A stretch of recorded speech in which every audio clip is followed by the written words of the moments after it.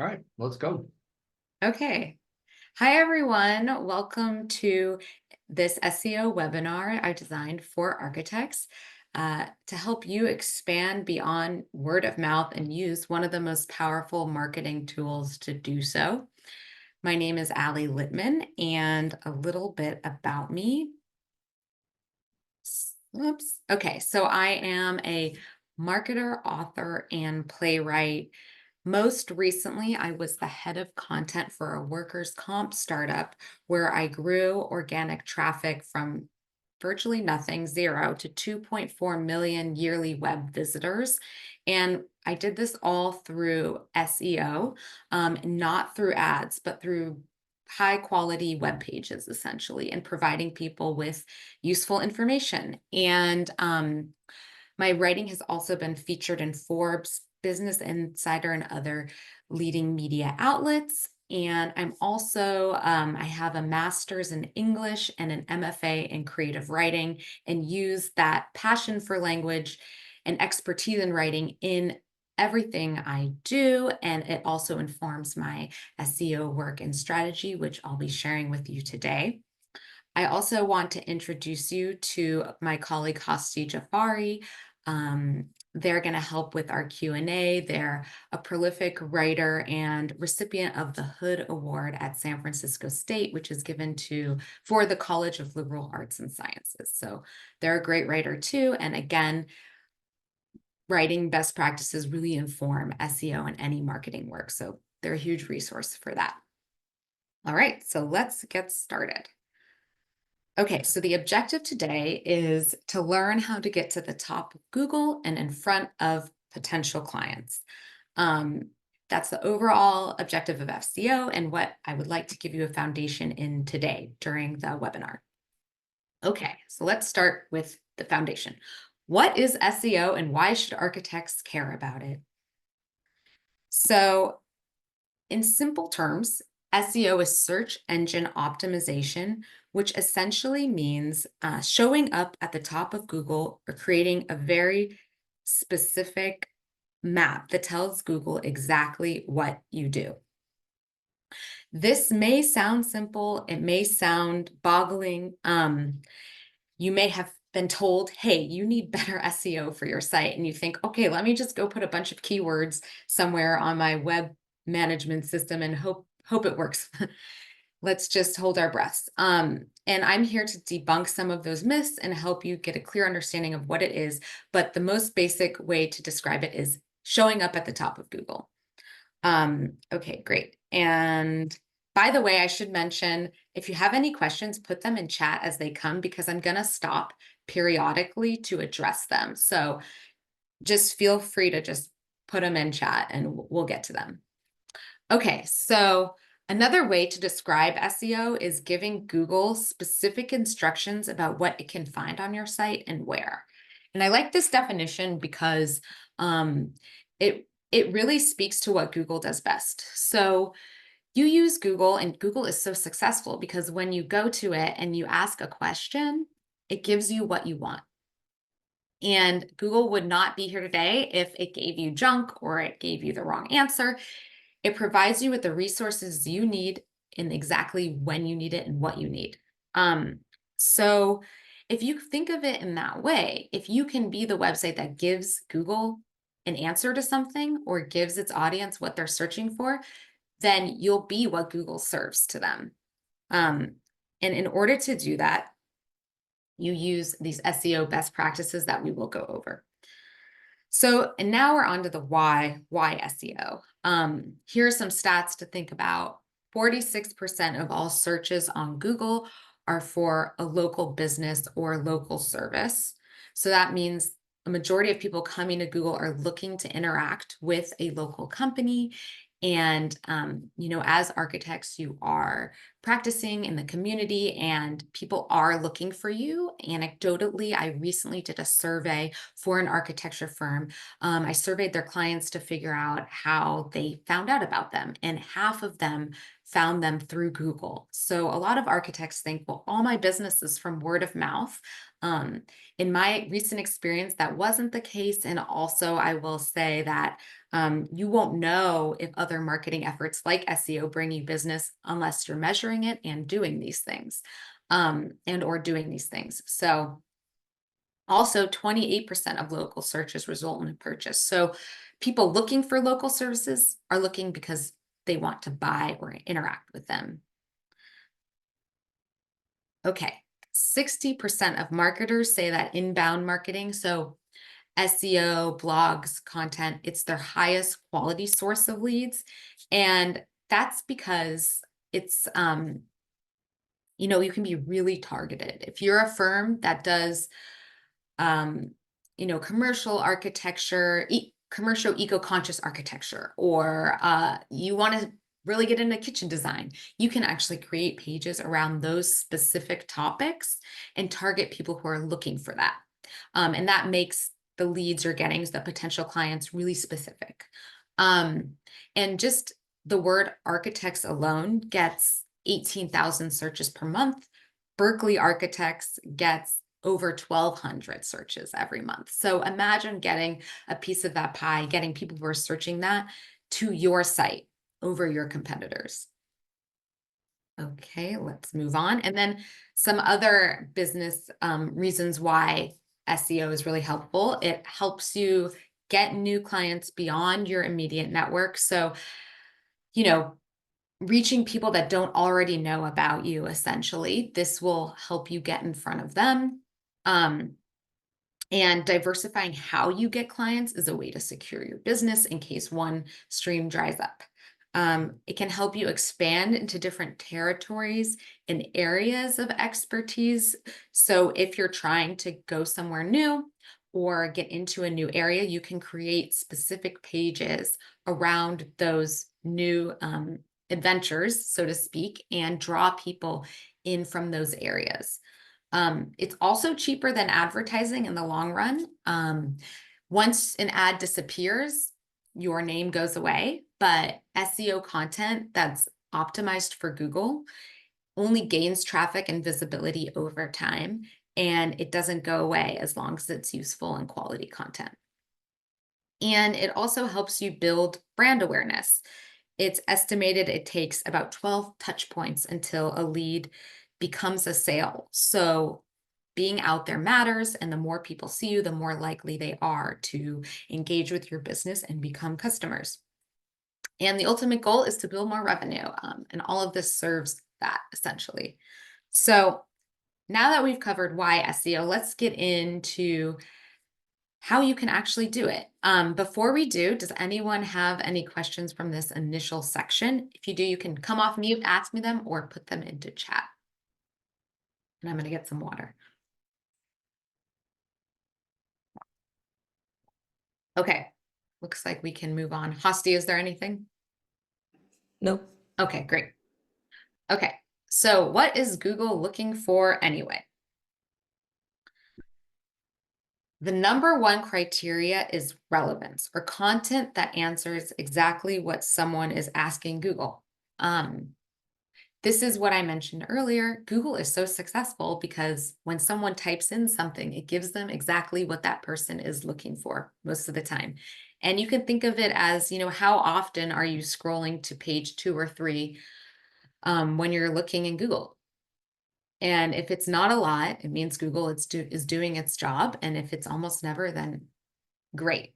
And so if you can get to that first page, then you're essentially providing an answer to something people really want to know. Okay, let's look at some examples. Landscape architects for big house. I'm pretending I'm a person in the Bay Area and I need landscape architecture help. What comes up? This studio, and in their description, they have high-end residences. Google knows big house, high-end. This studio is being really targeted. They want big house, high-end residences. So that's what they put in their description, and Google directly correlates it. Again, SEO is giving an answer to a question that someone puts into Google. So the more clearly you can link what you do to what someone writes here, the more likely you are to show up. Here's another example. Architects for modern home. Who shows up first? Modern house architects. And by the way, I don't consider the lists as competitors. You're really competing with other firms. So I consider this the first real result here. So again, there's a direct correlation between what someone types in and how this architecture firm is describing what they do. Okay, so this is what a keyword is, this whole phrase. Keywords are not random terms you stuff into the back of your website. They are actual search queries that people put into Google. So search query and keyword are synonymous. So you can make your content relevant by using the right keywords or topics that people are searching for. So if you want to target people if you're a modern architect studio and you really want clients who are looking to build modern homes, designing a page around this keyword can help you get those clients. That's how you are relevant, so to speak. Okay, here's another example. East Bay Architects. Who shows up? What's the firm that shows up first? WA Design. And why? Because they have East Bay architecture in the description of their site. So therefore Google says, okay, someone wants an East Bay architect, I'm going to send them an East Bay architect. And then what about paid or sponsored advertising? Doesn't that push you to the top above organic? It does. However, people often ignore sponsored content because they see it as an ad, and also it costs money. So this is a way to do this where you only spend money or you invest time in developing a page, and then you don't have to spend any more money after that, essentially. Whereas with sponsored content, the second you stop spending money on the ad, you disappear from the top. Okay, thanks. Yeah. Any other questions from anyone else? There's some questions in the chat. Okay, go for it, Steve. Mike is wondering how much does SEO cost? Do I have to keep paying, or is this more like a one-time investment? I'm curious because if this is something I can do for myself, or do I have to hire a professional because we don't have a lot of money, so we're nervous about the costs. Okay, good question. So SEO. So to build an SEO optimized page that's hitting all the marks, I would recommend hiring someone to do that, but they can either teach you how to do it or do it for you on a regular basis. This webinar will hopefully give you the basics so you can try your hand at it. And I really believe in marketing, taking a lot of shots at the basket, so trying a lot. And if you decide, hey, I want to try this myself, I'm just going to invest my own time and see if I start building traffic that way and learn from there. That's a great way to do that. That's a free or low cost way of doing it that just costs your time. As far as what it would cost an SEO practitioner to build a page for you, it's typically anywhere from about $600 to $1,200, depending on how long it takes them. And this is based on me running programs for years and years and seeing the different costs. And essentially, they know all of this stuff really well. And I think the other part of the question was, is this ongoing? I would say that you could potentially engage an SEO practitioner to work for you, write a few pages, 3 to 4 every month, and then provide very light strategy on top of that, because you want help coming up with the right keywords and then using the wins you get on Google to generate more content and to fuel more keyword ideas. But again, I'm going to give you a foundation of all of this, and you're more than welcome, to try on your own, which is free, or engage a consultant to teach you or advise you, or a combination. Okay, are there any other questions? There's one more question. Okay. Sharon is asking, does your domain name make a difference? Yes. Oh, There's go some ahead. examples. For example, like the domain name Bay Area Landscape Architect.com, but the business name is The Bell Design, and their current domain name is www.thebelldesign.com.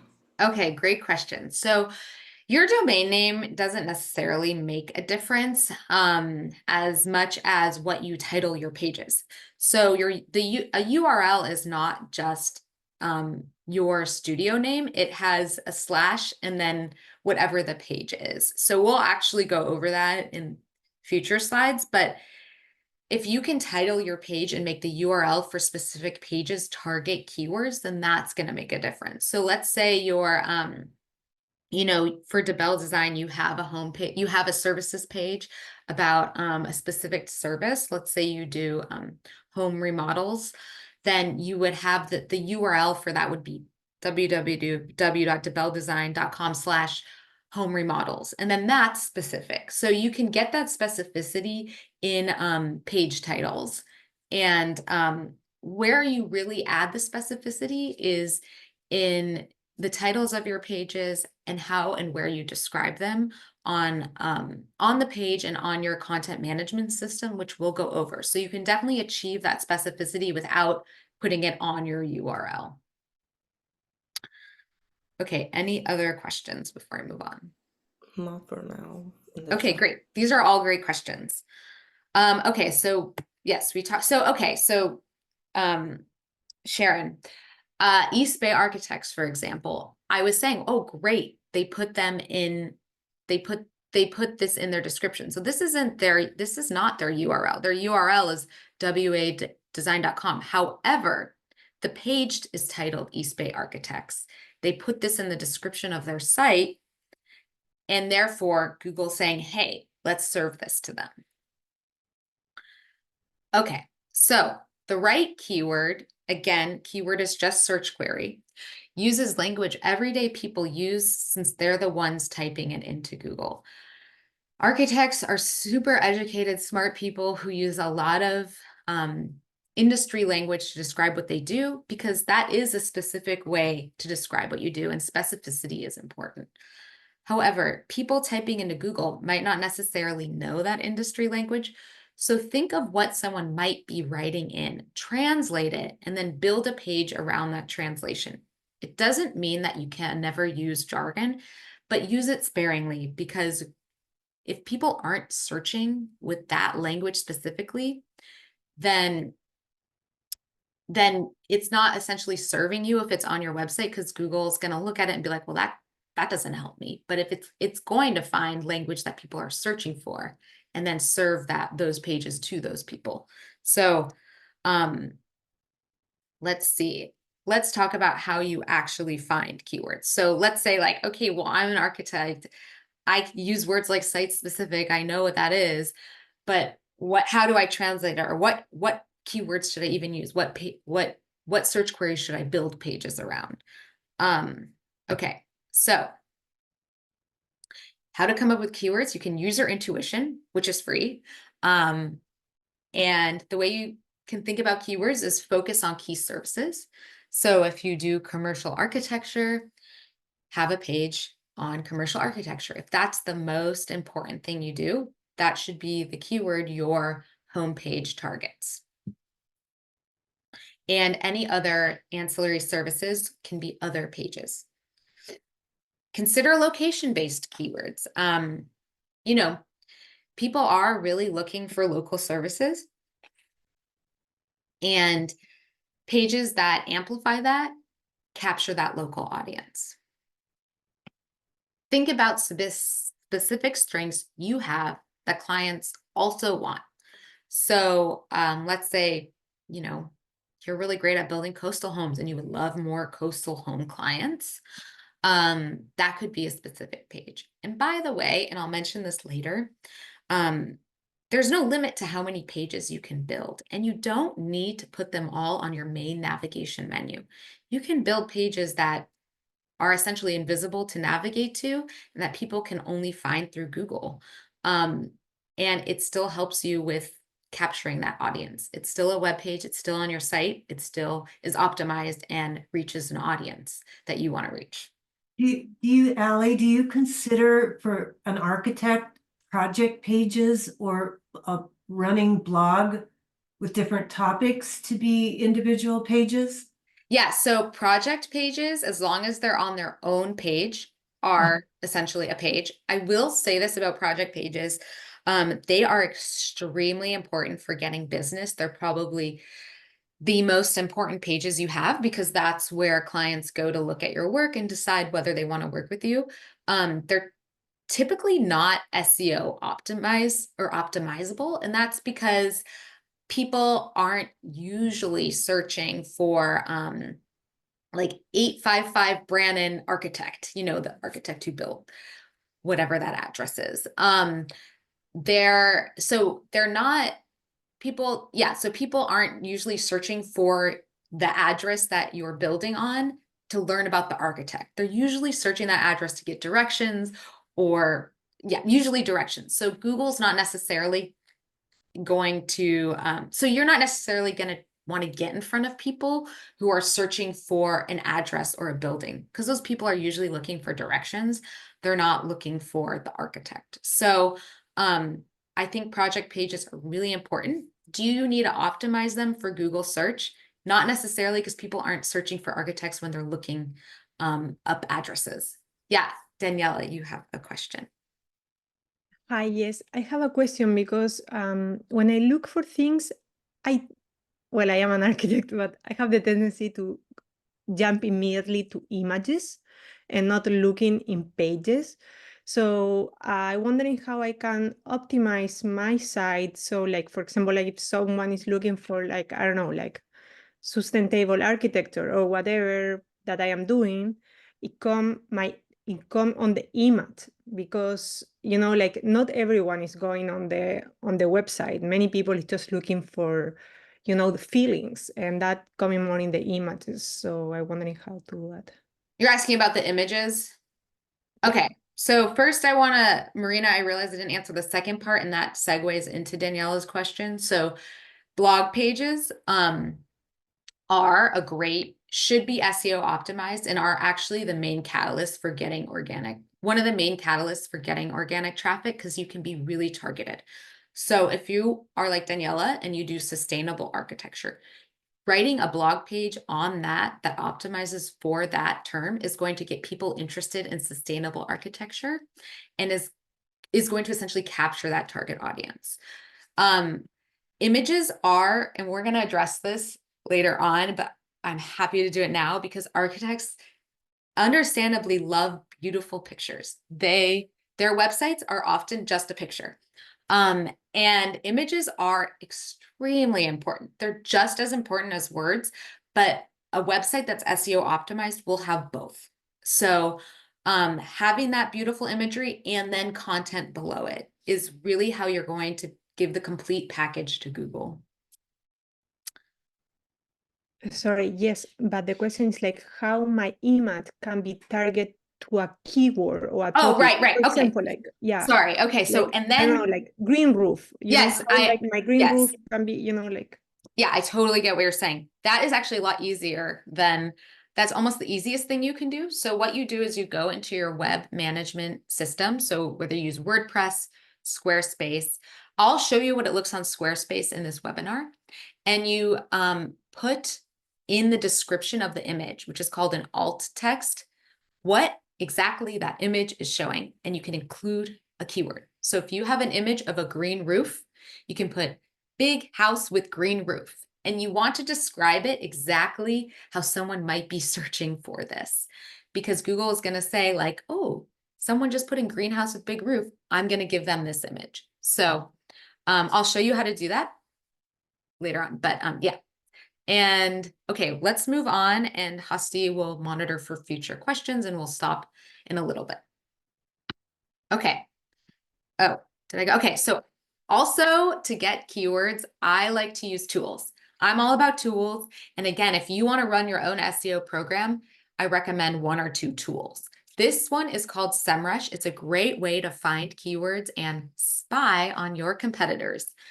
I'm going to show it to you. It's about $150 a month. You can share it with multiple people to lessen the cost. And I really recommend something like this if you want to run your own SEO program versus hiring a consultant. You can also hire a consultant who can teach you how to use it or use it in tandem with you.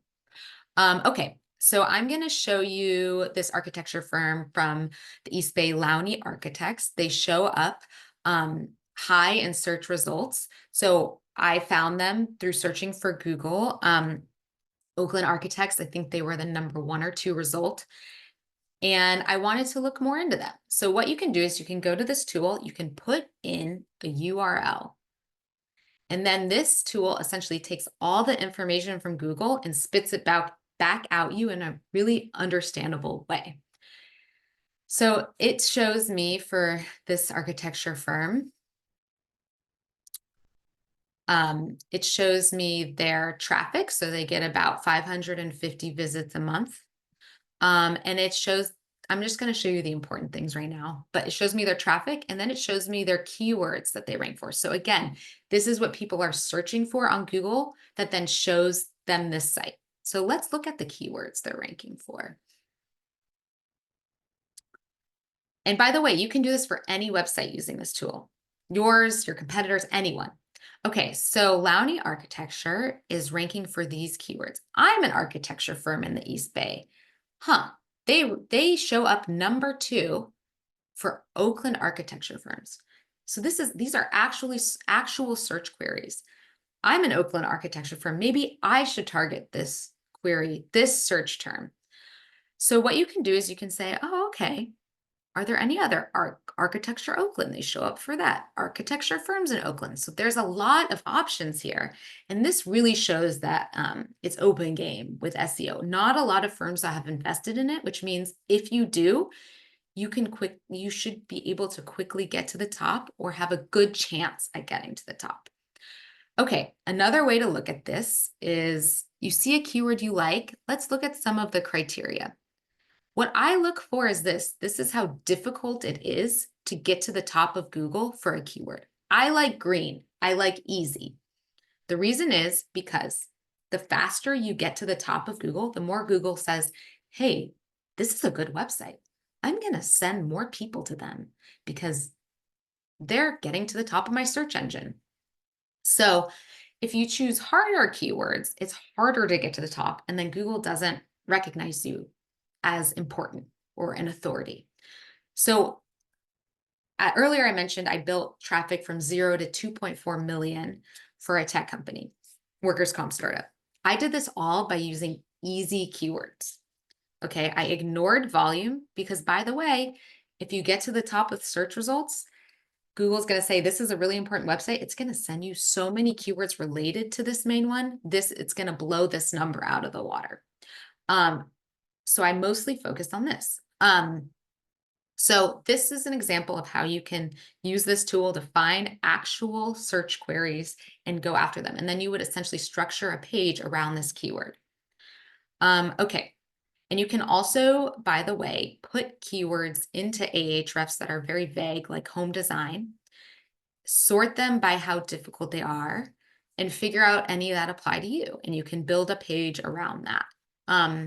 Let's say you design lodge homes, you could create a page around that. So this is a great tool to take a lot of the weight off trying to rack your brains for what certain pages should focus on. Okay, we're going to keep going, but stop in just a bit for questions, but feel free to write any in the chat in the meantime.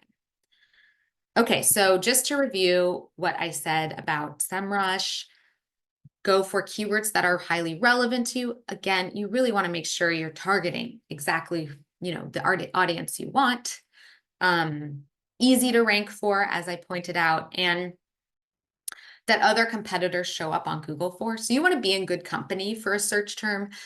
If for some reason Lodge Home Design Plans shows a bunch of weather channels, that wouldn't be the right keyword for you because for some reason Google thinks weather companies should show up there. So you want to make sure other architecture companies are showing up because then Google will say, hey, that's an appropriate company to be showcasing this information.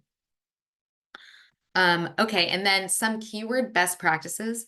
Don't cram a bunch of keywords onto one page because you want to really get Google's attention. That's just going to look spammy, and Google's really good at finding spam. So choose one keyword or search query per page and structure your page around that.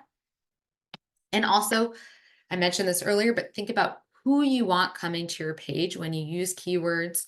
For example, do you want people who want modern homes, craftsman homes, luxury homes? What kind of client do you want? And focus on that for each page. Okay, any questions before we move on? There's 2 questions in the chat. Okay, great. One is about where the keywords are. Are they words on the page or words added in hidden places not shown? Okay, keywords are words on the page. They are not hidden. Keywords are what Google crawls, and it's what people are typing into their search. So if someone's searching modern architects and you have a whole page about modern architects, then Google's going to say, hey, that's exactly what this person's searching for. I'm going to give it to them. There are ways to put keywords on your back end, but that's only in service of what you've put on your web page. I'm going to show you that in a bit, but what's most important is what's on the page. And then the next question is, how often should you review the keywords? So a good SEO strategy is looking at your keywords once a month, I would say, and figuring out, hey, Google's showing me at the top for these topics. Looks like if Google's showing you at the top for certain topics, great. Now you're an expert in those topics. Do subtopics on those. Really hone in, get more specific. But yeah, I would say once a month is a good practice. And there's another one now. Avni's asking, do you have to have lots of pages on your website to really get the most out of SEO? Yes, the answer is yes. It takes a lot of shots at the basket to get a slam dunk. And the more you're producing content, the more Google says, hey, this is a relevant website. I'm going to send them more traffic.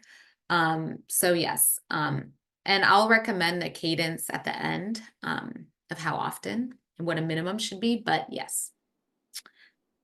Okay. Also, Marina is saying that her daughter works at SEM Rush and would be happy to give anyone a Great. demo if interested. Great, there you go. Have an inside connection. That's awesome.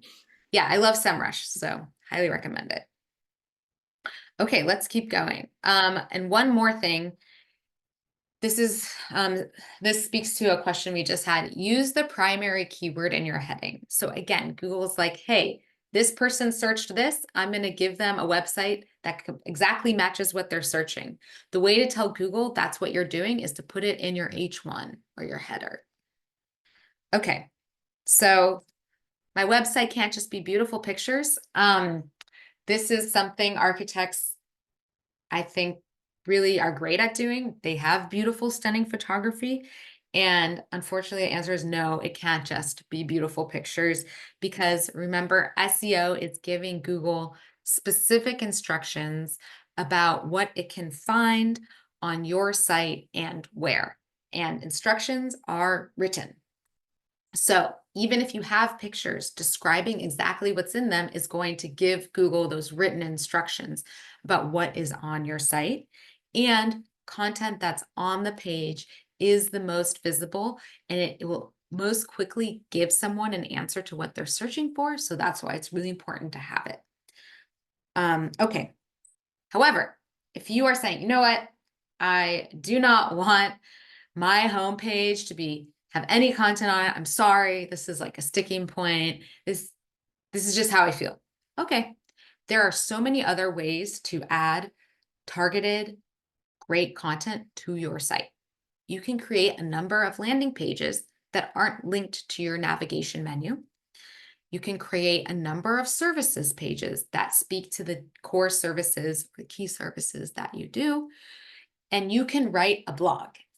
Blog is a great way. There are endless blog topics that can really speak to your target audience and that can get you in front of them.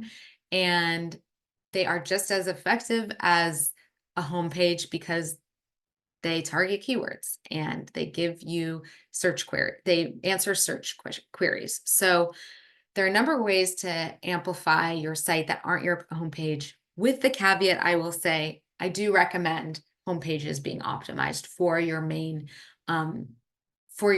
service. And that's because it's really a best practice to optimize those pages, to have people coming to your homepage first. It's your first impression. It's probably what you've invested the most in. But if you are against it, then try this, do this strategy. It will work. It will work as well. And I also recommend doing this anyway and optimizing other pages because, like I mentioned earlier, it takes a lot of shots at the basket to get a slam dunk with Google. Okay, so I have my keyword. How do I create quality content? So this is just as important as picking a keyword is. You're on Google because it gives you really great answers to questions. It doesn't just answer your question, but it answers it well. So your content needs to do that as well. It can't just be a list of keywords. It has to be meaningful and important to the person reading it. Okay, so quality content is easy to read. You want to make your web visitor, feel smart.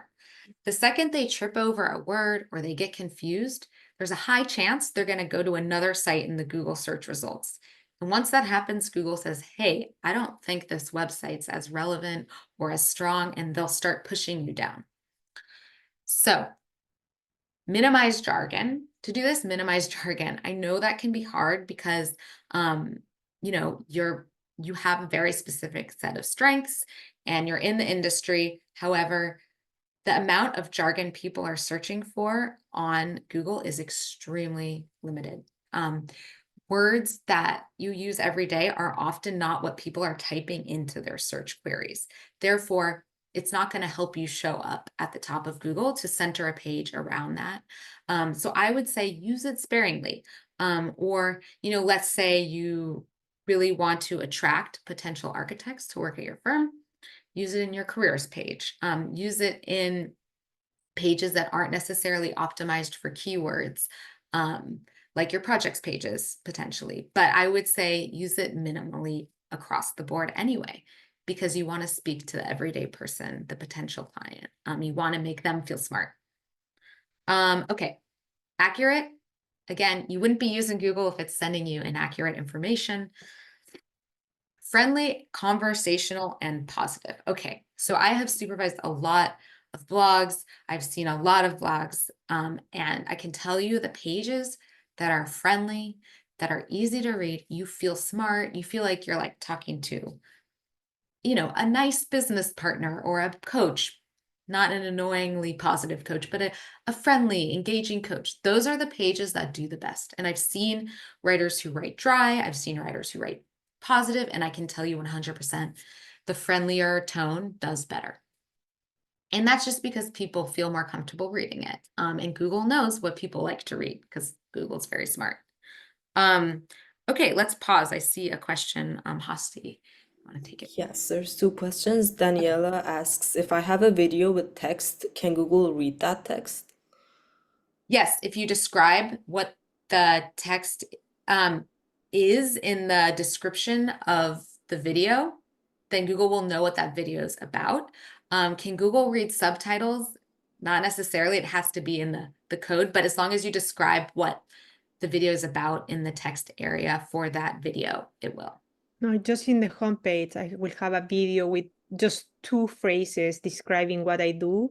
And I couldn't, it's coming as a video. So I just want to make sure that it's on the Google search Yeah, as long as it's in what we call description. The alt text, yes, which I'll show you what it looks like on Squarespace. But it should be easiest to find on any web platform. Just Google like alt text WordPress, then it will show you how to do that. Okay. And Next. then Wendy is asking, does the blog need to be in the menu or can it be a hidden blog? You can have a hidden blog. That's fine. Yeah, I mean, as long as it's not hidden from search results, which by the way, is something you can tick on, I know at least Squarespace, but as long as it's visible to search results, doesn't necessarily need to be on your menu.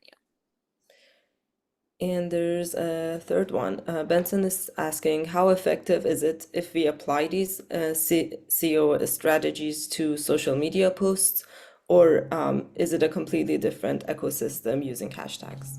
Yeah, it's totally different. The only time social media can help with SEO is if for some reason your social media post drives people to a web page and you're gaining traffic, and then Google's like, hey, this web page is popular. I'm going to give it, I'm going to serve it higher in search results. And yeah, it's not related to hashtags. You could potentially figure out what's popular, what your blog's getting really popular for, and then create social media posts based on what people like on your webpage. But yeah, they're two different ecosystems. Okay, let's move on and then we'll get to more questions later. Okay, yes, I wanted to show you. So we talked about quality content. So when I search Oakland architects, this firm shows up, #1 firm that shows up, Andrew Lee Architecture. This is how Andrew Lee describes what he does. I work with families and businesses to create beautiful, functional places to live and work. This is very clear. I understand it. I'm not an architect, and it's really straightforward. And he's getting the search results for that. So that's one example. And if you're trying to say, you're saying, okay, fine, I get it. Like I need to write conversational, friendly, but what do I actually put on a page? You can actually use Google to figure out what should be on your webpage. So let's say you want to write a blog on how to design a modern home. Put that into Google and see what the people also ask questions are. Google is basically telling you, this is what people want to know. If you can answer these questions and even shape a blog around this, you're giving people what they want to know about a topic. So Google gives away all its answers. And intentionally, it wants you to create content that people want. As I said earlier, you want to make your main keyword the top header in H1. You want to make these H2s or H3s because Google does look at headers. They look for them as almost like an outline. And right under the header, you want to answer the question right away. Because that's saying, hey, Google, I know what people are asking and I'm giving a direct answer. Okay. Or you can use a tool. This is the second tool I'll mention, the second and final tool. I really like it. It's called ClearScope. And this takes the guesswork out of writing an SEO optimized page. And here's why. I'll show it to you. Here's what ClearScope looks like. You put the keyword in, which is also the same thing as the search query. It creates a report for you. Sorry, I have to move the Zoom pictures. Okay, it creates a report for you. It tells you all the terms that should be included in a page about modern home design. Now, you cannot just put all of these in a list and expect to show up in Google. What you have to do is meaningfully integrate these terms into an expert-driven article, whether that's a writer writing it after they've interviewed you or you writing it yourself. You want to make sure you put these terms in because these terms are what flag to Google. This is what this page is about. ClearScope also tells you headers to use. So, you'll want a functionality header, an interior design header. It also shows you, it's kind of like the people also ask questions that I showed you, but even more. So it gives you even more questions you can answer that people are Googling for related to this topic. And there's a lot of other bells and whistles, but I really like this tool because it gives me a framework to write in. Okay. Okay, any questions so far before we move on to our last section?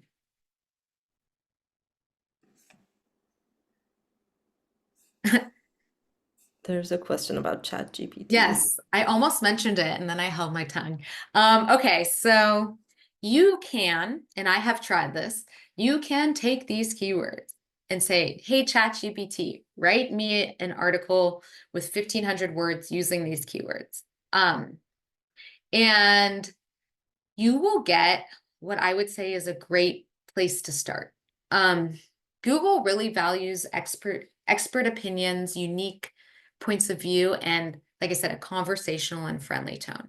So if you can take what ChatGPT does and build on it, add your point of view, it can be a great way to save time and help you write these pieces. And Google does not necessarily Google's always changing its algorithm, and there's a lot of debate in the SEO community. Does Google punish AI created content?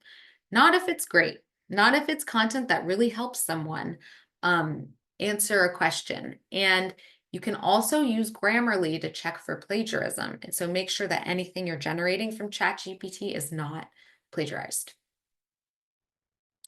Okay, any other questions? There's none so far in the Okay. chats. Great. So now we're moving into the last section. Google also values site quality or making your site easy to navigate. So here's an example from TCA Architects. This main navigation menu is so easy. I know exactly what's in each bucket. I can easily get to it and move around their site. It also means your site is fast. This actually makes a huge difference. Using platforms that are known for speed can really help you with Google search results because Google wants to give the user a good experience. If they're sending slow sites, that's going to hurt you. Google's not going to want to send that site out. Mobile friendly, majority of people are on their phones, so making sure your site shows up really well on a cell phone is important. Pages link to one another where it makes sense. So if you have a page on coastal home design and it talks about kitchens and you have another page on kitchen design, putting a link in there to that page just helps you build the strength of your site. It also helps get traffic because it helps get other traffic to those other pages, which signals to Google, hey, my site's really useful, it's popular. Every page has a unique URL and header that refers to exactly what's on the page. And all your links work, no broken links. You can also use SEMrush to do a site audit and it will tell you what links on your page or on your site's broken, which is really helpful. Okay, and I think I was talking earlier about URLs. This is an example from Gensler. It's really easy. So you click on expertise and healthcare, and that's the URL. So it's really just being very direct and clear, essentially. Okay. And then I was referencing the backend. I use the backend of my own site because that's where I could get into. But this is what the backend looks like on Squarespace. But if you're trying to get it in the backend of your site, just Google, how do I get to the SEO title of my WordPress site? It should be pretty clear. You should be able to find directions on Google.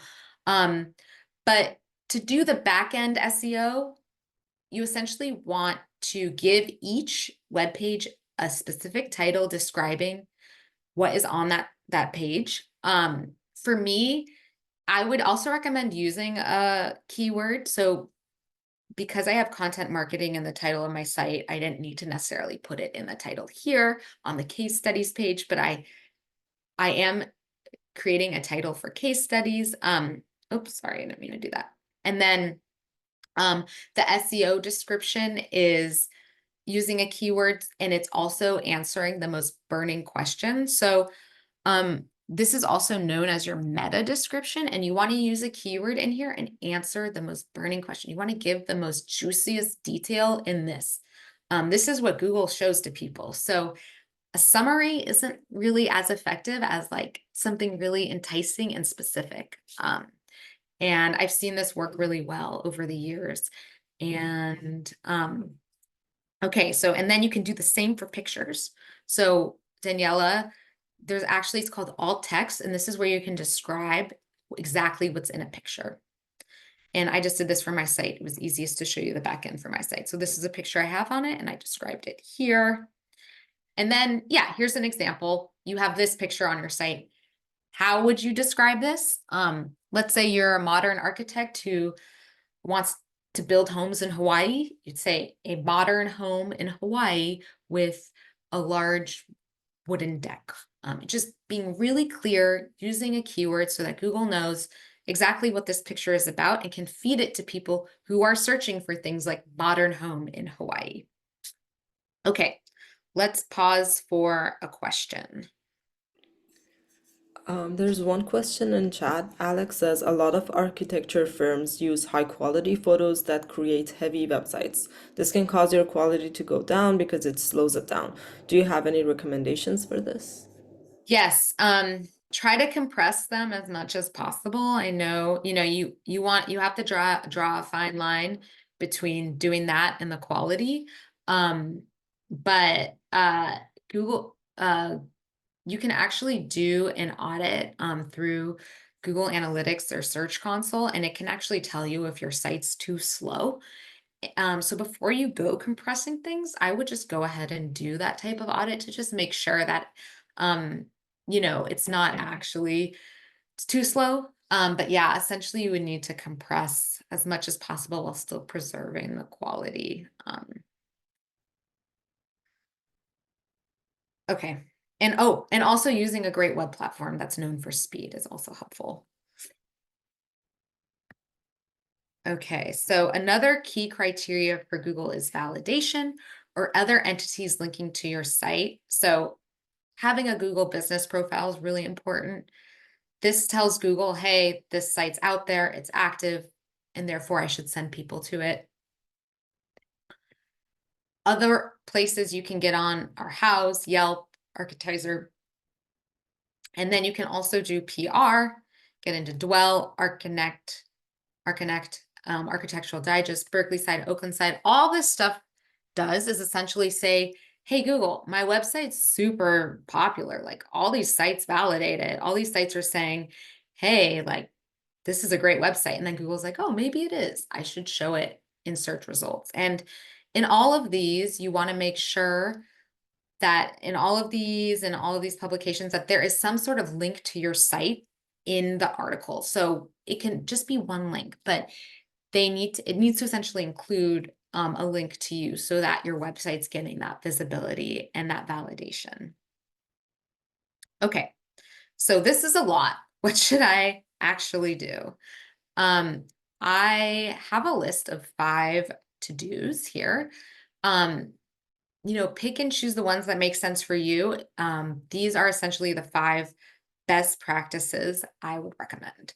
First, create pages that respond directly to what people are typing into Google. We talked about that, just being really clear and responsive using everyday languages to shape your pages. Use clear, jargon-free, and friendly language. Again, that supports this because you essentially want to have a page shaped around what people are actually typing into Google. So Google says, hey, this is relevant. Be popular-ish, that's just essentially getting onto other websites so you get that validation that your site is great. Make your site fast and easy to navigate. And then here's the cadence. Publish new pages 3 to 4 times a month at minimum. This is where you'll start seeing some headway on Google. You don't always get a slam dunk on your first page. So practicing creating new pages and creating those pages is a great way to tell Google that, hey, I'm producing fresh content, I'm important, I'm relevant, and then you'll start seeing what works and you can build on that. And then the final piece is once you get visitors to your site, the next step is to convert them into customers, which is a whole other webinar, and also something I do. And that's a lot of what I would say is email marketing and testing different buttons. But yeah, that's the next step to content marketing is, okay, now I have people on my site. How can I stay in touch with them and meaningfully connect with them? Okay, so let's go to the last of our questions. You can always get in touch with me if you have any more. Here's my email. And I'm also going to put into the chat this SEO checklist. Actually, I have the link here. I'm going to put into the chat this SEO checklist that essentially will allow you to it's just basically a condensed version of what I discussed here. And it's essentially the SEO best practices all put into one. So I'll put that into the chat as well. And yeah, so does anyone have any final questions for us before we close out? Ali in chat says, thank you for the excellent presentation. I understand that this primarily focuses on Google's logic. However, with more people starting their searches with tools like ChatGPT and similar AI, it's important to consider how we can adapt. OpenAI isn't as transparent as Google yet, but is there any way we can position ourselves within GPT's results or gain insight into how its suggestions are generated compared to Google's? Do you have any short-term or long-term perspectives on this? Thanks again. So far SEO practitioners are not seeing any issues with this, and I haven't quite studied it yet. I would say that the more quality content you create, the better. So ChatGPT also wants to give quality content to people. So doing that is just a basic best practice for all search platforms. But yeah, in the industry, you know, we talk a lot about this and we haven't seen any issues with traffic or a dent ourselves. So for now, you know, we don't see it as any sort of threat. I will say I just saw about a startup starting that's going to try to do this. So I'll be interested to follow them and see what they discover. And last thing is, if you can give feedback on this, we would love that. So use this QR code to do that. And I'm going to get this link for the chat real quick, the link to the checklist as well. And I'm going to put it in the chat. So let me just do that real quick to everyone. Here it is. And then, yeah, I'll also send this out via email, and you can also email me with any questions at all, and I'll put my email in the chat too. Okay, any other questions before we close out?